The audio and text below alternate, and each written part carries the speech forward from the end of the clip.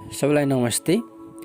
आज म यहाँहरू समक्ष हिमाल रणकेशरी अमरसिंह महान, जसका लेखक र सम्पादक हुनुहुन्छ डमरजङ थापाको अनुसूची 2 मा छु। अनुसूची 2 मा छ कुल निशानीको इतिहास भन्नाले हाम्रो राष्ट्रिय झण्डाको इतिहासको बारेमा। आदि पुरुष राजा कालु थापाले आफ्नो कुलदेवताको उत्कृष्ट उपासना गरेका थिए। सर्वप्रथम वीर बङ्गाली पुरुषहरूद्वारा स्थापित कुल नाल निशान कालीको महिमा र महत्त्व के कस्तो थियो भन्ने सन्दर्भमा सर्वथा चर्चा परिचर्चाका विषयवस्तु हुन पुगेको छ। हाम्रा नाल निशाल पञ्च कैलाश तामाको धाउमा उषाकालीनदेखि नै चलाइ आएको परम्परा अनुसारको थियो। समय चक्रका तथाकथित षड्यन्त्रकारी वर्गका सीमित स्वार्थीले चलाइ आएका दमन, अत्याचार, जातजातिपूर्ण व्यवहारका नीतिले गर्दा पौरखी पुरुषहरूमाथि प्रहारको पीडा भोग्नु परेको साथै देश निकाला, सर्वस्व हरण, फाँसी, मृत्युदण्डको सजाय प्रवृत्तिले गर्दा हाम्रो अस्तित्वलाई नै हासनास गर्ने कार्यको थालनी हुन पुग्यो। समय चक्र अनुसार जन्मिन पुगेका बुद्धिजीवी इतिहासहरूको समेत मिलोमत्वमा सत्य तथ्य प्रमाण प्रवृत्ति छिपाउने, जलाउने, बङ्ग्याउने दुष्ट कार्यले गर्दा सीमित वर्गहरूका स्वार्थी सिद्धमा मुछिन पुगेको पनि शक्तिको आडम्बरी भरोसाका जुनसुकै दोषी वर्गको गुण र दोष नछुटाएर गुणगान गाउने प्रथाको आरम्भ हुन पुगेको थियो। विगत कालदेखि नै सत्य वस्तुको अस्तित्व मेटाउन समेत पछि परेनन्। सत्यवादीहरूको आँसु र रगतको भेल मात्र बगिरहेको छ। अहिलेको परिस्थितिमा आएर विद्वान एवं विद्वान वर्गका सत्य विषयवस्तुको ध्यान दिएर अन्वेषण गर्न थालिएको भान हुन्छ। समग्र मनुमानवद्वारा सर्वव्यापी रूपमा अनुसन्धान गर्न पाइला चलाइएको छ। सत्य र असत्यका दूरीमा भविष्यमा अन्तर्दृष्टि प्रकाशमा ल्याएर लक्ष्यमा पुग्नेछ। पुरुषद्वारा स्थापित नाल निशाना उषाकालदेखिको वैदिक परम्परा आचार संहितामा चलाएर अनुशासन थियो भन्ने बारेमा पुरातत्त्वविदहरूका ऐतिहासिक चिन्तन मननद्वारा खोज गरिँदैछ। हाम्रो निशानकालीनको माथिल्लो पातामा सूर्य र तल्लो पातामा चन्द्रमा अङ्कित चिन्ह छ। माथि उल्लेखित हाम्रो निशानको महिमा यथार्थ वर्णन यस्तो छ। यसको भावार्थ विषयवस्तुको वर्णन गर्न इतिहासविदका गुप्त मतान्तरमा प्रष्ट गर्न चाहन्छन्। कालान्तरमा समय चक्र अनुसार शासन सत्ता सम्हाल्ने सत्तासीनहरूद्वारा अहङ्कारी शक्ति पथ प्रदर्शन प्रवृत्ति कार्यले गर्दा टिका टिप्पणी समेत गर्न पाइने गरी प्रतिबन्ध बाँधिन पुग्यो। सत्य यथार्थ देन त्यस्तै मट्टीमा भिजाई जीवनलाई समेत सञ्चित गराइएको बारेमा व्यतीतै छ। सत्यवादी माथि अहङ्कार अनाहकमा लालसेना लगाई दबाइने परम्पराको थालनी हुन पुग्यो। उषाकालीनदेखिको नीति सत्कर्महरूलाई समेत कब्जा गरेर विद्वत वर्गका मुखमा पट्टी लाग्ने शकुनीको चालको सिद्धान्त लादिन गएकोले अनुसन्धानकर्ता समेत विभोर हुन पुगेको थियो। हाम्रा पौरखी पुरुषहरूद्वारा विजित दैविक शक्ति ईश्वर परम्पराद्वारा वरदान प्राप्त भएको देखिन्छ। यो वास्तविक तथ्यको युक्ति नजिक हुन आउँछ। यसमा कुन पनि दुई मत हुन सक्दैन, किनकि यथार्थ स्पष्ट वर्णन गरिँदैछ। परन्तु विक्रम सम्वत 1819 मा गोर्खाका राजा पृथ्वीनारायण शाहका नेतृत्वमा रहेको गोर्खाली सैन्यहरूद्वारा 4 वटा पत्थर काला बन्दुकका 2 तोप, धनुष, काण्ड, खुँडा, तरवार मात्र थियो। मकवानपुरको गोर्खाली सैन्यहरूद्वारा फत्ते गरेपछि गोर्खाली फौजहरूसँग 700 नाल पत्थरी काला बन्दुक सङ्कलन भएका थिए। क्रमसँगै गोर्खाली सैन्यहरूले हरिपुरगढी, नामुडा, सिन्धुलीगढी, परेवाकोट, काठमाडौँ र प्रबुद्धि राज्यहरूका गोर्खालीहरूको कब्जामा आएपछि 1000 नाल पत्थरी काल बन्दुक, तोप, प्रशस्तै खुड्डा, तरबार समेत हातमा परेका थिए। यसको बारेमा नेपाली हात हतियार एकदम पुरानो रिपोर्ट लेखक टेकबहादुर खत्री नेपाली सेनाका इतिहास 2041 पृष्ठ 74 मा उल्लेख गरेको छ।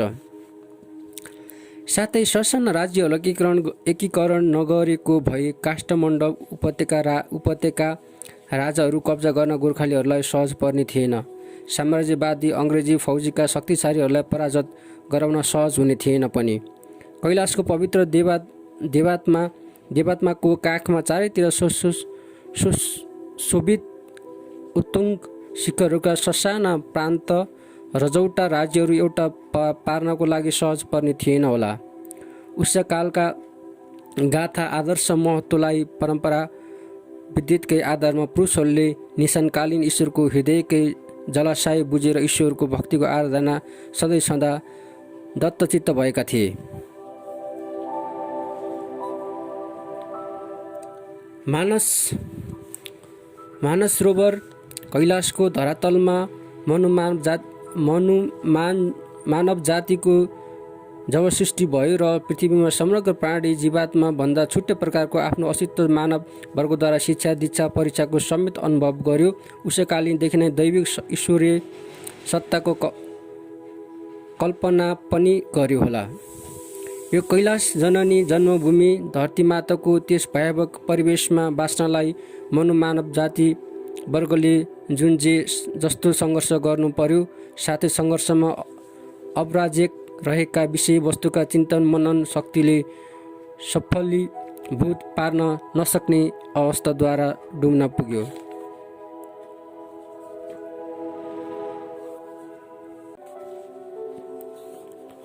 हाम्रो कुलदेवता निशानकालीको स्वयंस्वरूप ऐतिहासिक गाथाहरूमा विभिन्न शासनकालमा शासकवर्गद्वारा रचिएको छेडभरको दुष्कार्यद्वारा गुम्न गएको छ। अहिलेको परिस्थितिमा आएर अन्यलको गर्तमा सुतेको छ। हाम्रो पौरखी वीर पुरुषहरू जुन स्थानमा पुगेका थिए सो स्थानमा वीरता र अंशको सट्टामा आफ्नो कुलदेवताको निशानकालीन सिँगारीकन साथसाथैमा लिएर गएका थिए।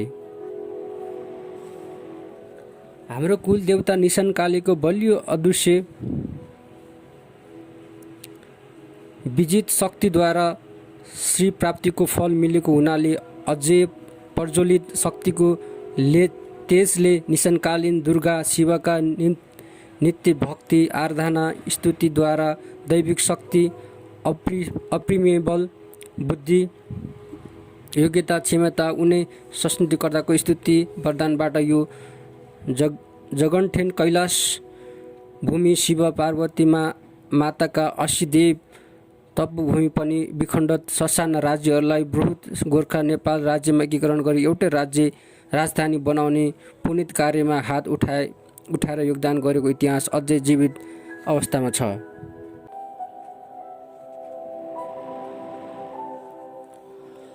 यो तपभूमिलाई परिशीलन गर्ने अभियानमा अग्रणी भूमिका निर्वाह गरी एकीकृत नेपालको सार्वभौमिकता अखण्डता अद्वितीय अटल राख्नको लागि आफ्नो समग्र शक्ति शिव साधन उत्सर्ग गर्नमा दरो कम्मर कसेका उमराउ बाग अमरसिंह थापा इतिहास पुरुष बडा काजी वीर अमरसिंह थापा काजी वीरभद्र थापा साना अमरसिंह थापा परम जनरल भीमसेन थापा काजी नयन सिंह थापा परम माधव सिंह थापा काजी परशुराम थापा काजी काशीराम थापा काजी जयराम थापा अकबर थापा प्रभृति महान पुरुषका राष्ट्रभक्ति देशभक्ति सन्तति आश्रित गोत्री बङ्गाली थापा क्षेत्रीहरूद्वारा पूर्वकालदेखि नै कुल परम्परा धर्म संस्कार संस्कृति मान्यता देशप्रेमी अवस्था अटल आस्था र सामाजिक राष्ट्रिय दायित्वलाई निरन्तरता दिएको लागि स्वदेशी विदेशको कुना कन्दारसम्म फैलिएर रहेका समग्र वंशजहरूलाई एउटै शुभेच्छाका डोरीमा गाँसी आफ्नो कुल निशानकालीको स्पष्ट महिमालाई अझ प्रज्वलित गर्ने र गराउने कामको थालनी हुन पुगेको थियो। पुरुषहरू देशभक्त राष्ट्रभक्त त्यागी तपस्वी थिए। उहाँहरू आज सर्वलोकमा भए पनि हाम्रो कैलाशी मातृभूमिको लागि सधैँ सदा जीवित छन्, साथै जीवितै रहने पनि छन्। यो कैलाश पर्वत सत्य माता कि को पनि धन्य हुन्। इतिहासका सुनौला स्वर्ण पानामा सदैव जीवित अमर अझ रहनेछन्। यस्ता अन्य यी वीर पराक्रमी निस्वार्थ कर्मठ लडाकु योद्धा धन्य रहनेछन्।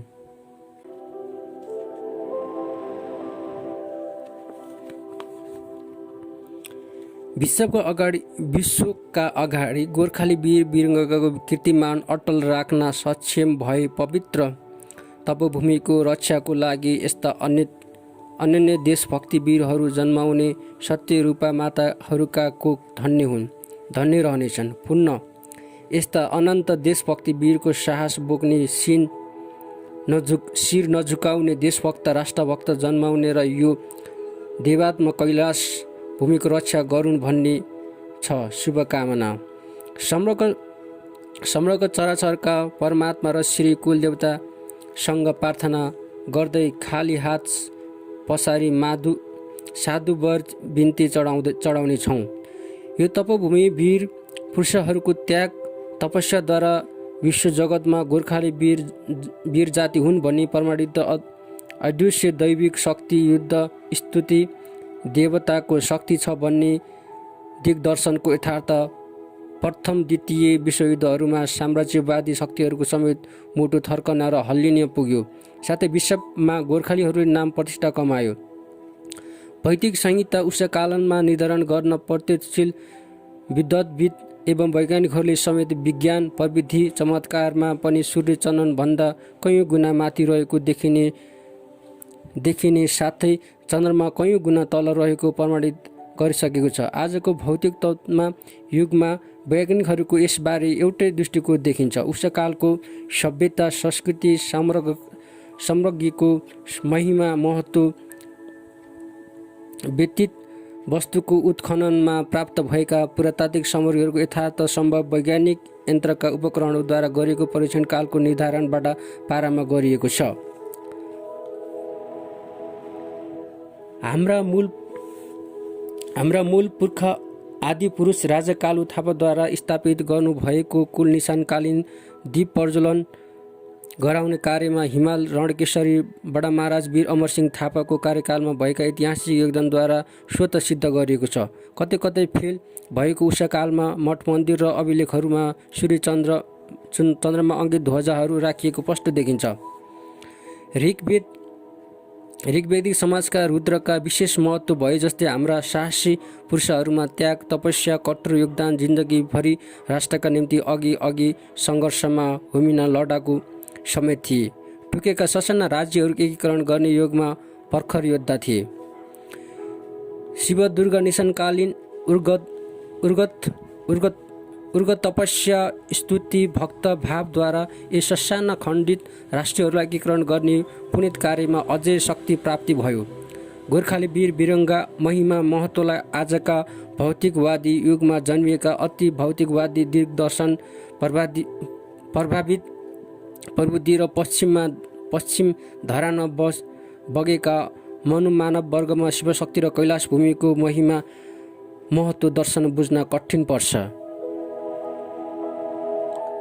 राजा कालु थापाद्वारा स्थापित दुर्गा शिव निशानकालीन कुल देवतालाई बडकाजी वीर अमरसिंह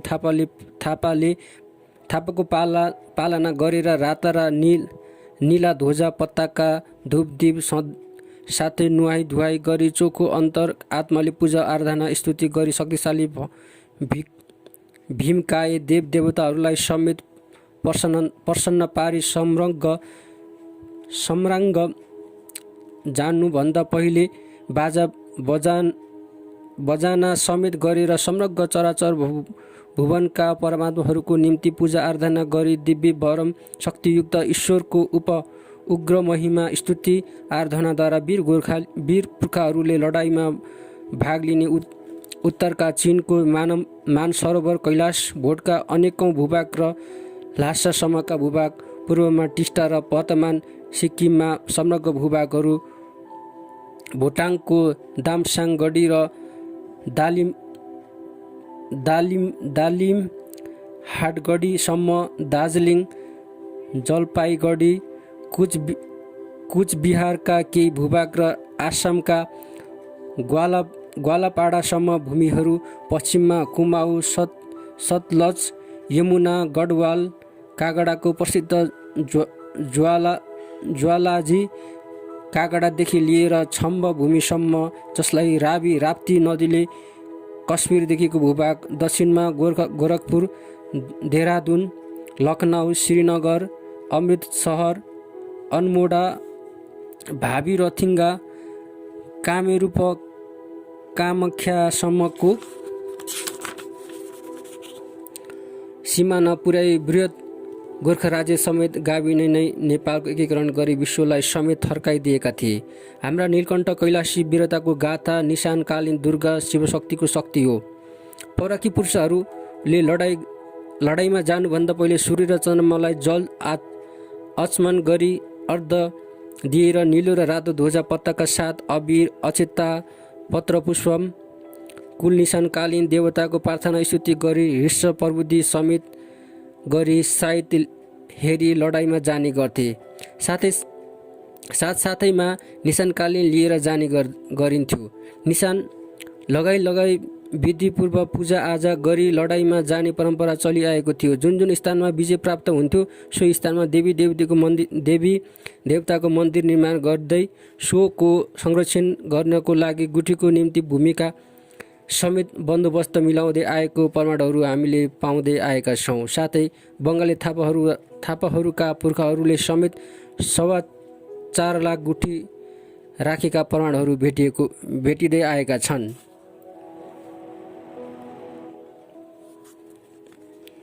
यसले गर्दा दैविक ईश्वरीय शक्तिको प्रभावले पुनित कार्यमा विश्वव्यापी गोर्खाहरूको दैविक अदृश्य शक्ति छ भन्ने प्रमाणित गरेको छ।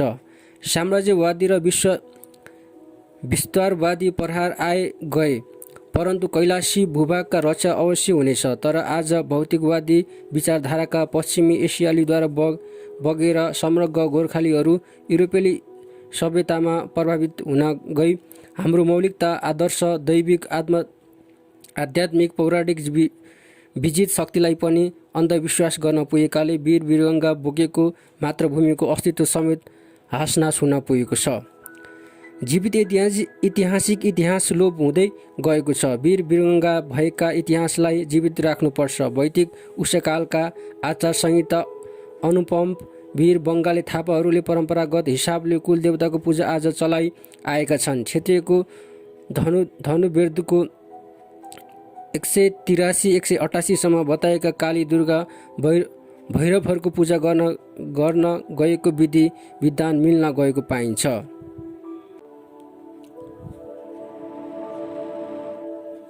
आजलाई यति नै।